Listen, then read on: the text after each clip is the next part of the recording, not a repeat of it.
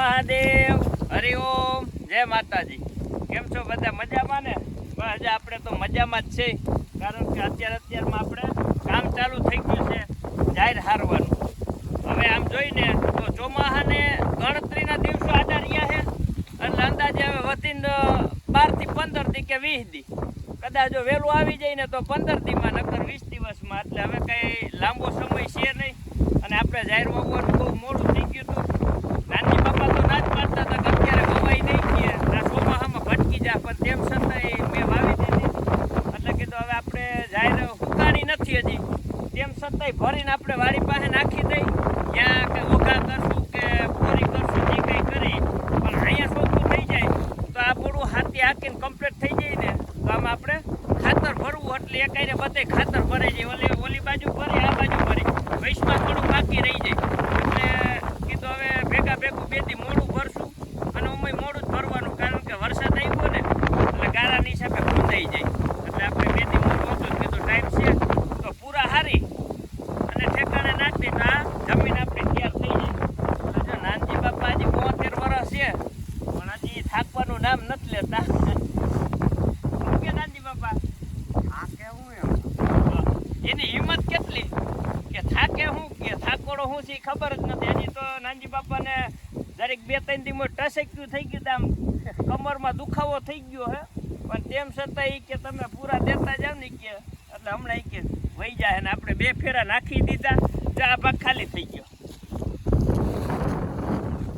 હવે આપણે રહ્યો હે ખાલી 1 જ ફેરો, એટલે હમણાં એક વાર ભર લઈને કાલ નાખી હાથી, એટલે એકદમ આપણું જમીન કમ્પ્લીટ થઈ જશે।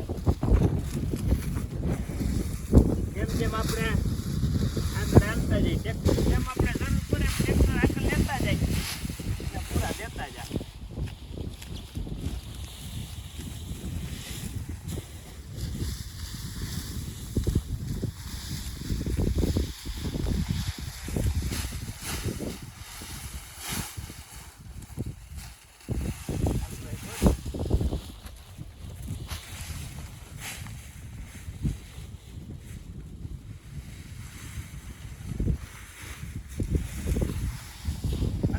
વજનવાળા એવા હે, લીલા હે ને 4-5 પૂરા જ ઉપડે, એના વધારે નથી ઉપડે।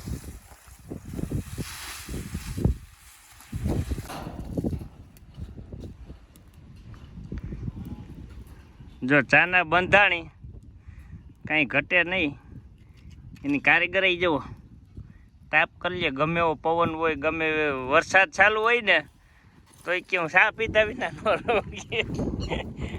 અને બંધાણ વસ્તુ એવી છે ને કે એ પીએ તો જ મજા આવે।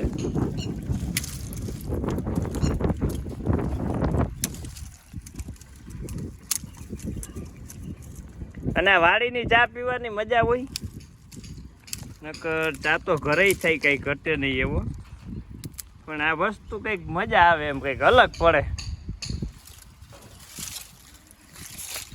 આપણે ક્યાં તો જરી કડિયા કામ હાલે, અહીંયા નાનજી બાપાએ ચા ગારીને કમ્પ્લીટ કરી લીધો, પણ જોવાની ખૂબી એ છે કે 72 વર્ષની ઉંમરે ધૂતતા હાથે એ ચા ગારે અને આપને પાય, એ એક ખૂબી કહેવાય।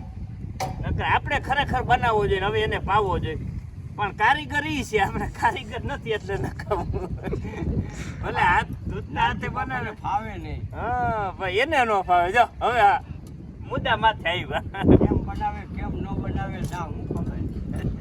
એટલે દૂધતા હાથે ચા પાઈ છે હજી, એટલે સારું કહેવાય આ ઉંમરે। એટલે હવે જો નાનજી બાપાએ ચા કાઢી દીધો, અને હવે ચા પી લે આપણે બધાય।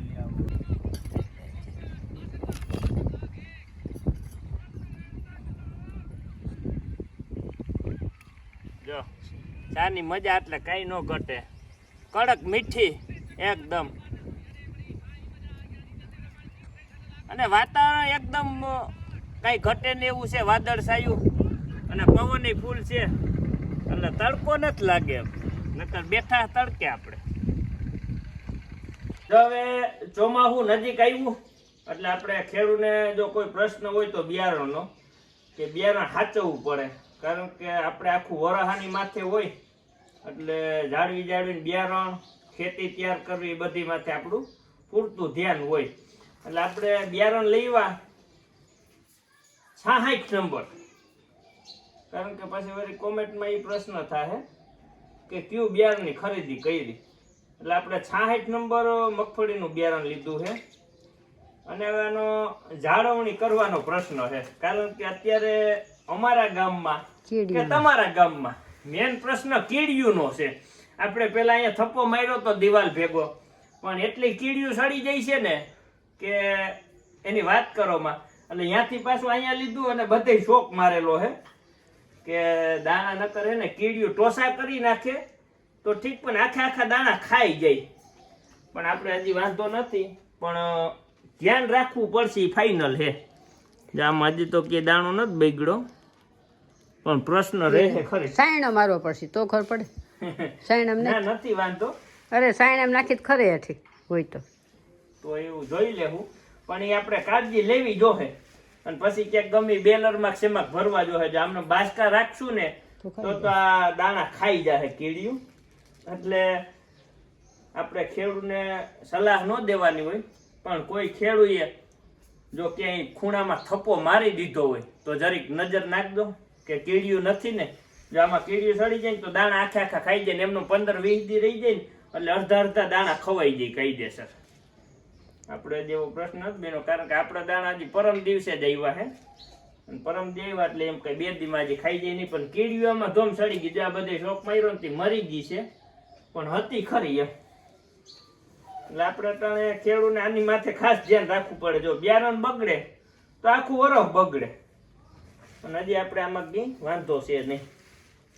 અને દાણા એકદમ ક્વોલિટી એવા કઈ ઘટે નહીં, એવા નથી ફાડા કે નથી ટોસાવાળા. એટલે ફેર પડે. તમારે ગમે એ સારી વસ્તુ લ્યો તો ફેર પડે. અને કોરા દાણા એકદમ, નકર બાસકા હે ને ખોલવાનું કે, પણ આ ખોલવાનું ન કે, કારણ કે એકદમ કોરા દાણા હોય ને એ તમારા 15 દી મહિનો દી પૈડા રહીએ તો બગડવાની બીક ન રહીએ. અને જો મિલમાંથી લીધા હોય તો હવાવાળા હોય તો કદાચ ખોટા થવાની બગડવાની બીક રહીએ. એટલે આપણે એકદમ બિયારણ કઈ ઘટન એવું આવી ગયું. હવે આની જાળવણી કરવાની છે ખાલી, એટલે ધ્યાન રાખી અને કા પછી બેલરમાં શેમાં ભરી દે. બેરલ નો ખર્ચ કરવું જો. બેલર આના હાટું લેવું જો હકા પેશિયલ.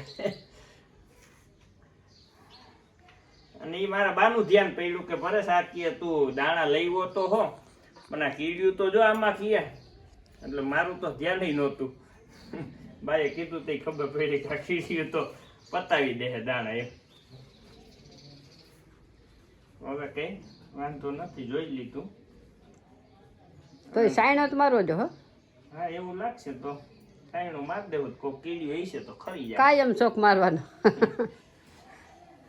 કાવેલ પાવડર નથી આવતો પાવડર મારી દીધેલ.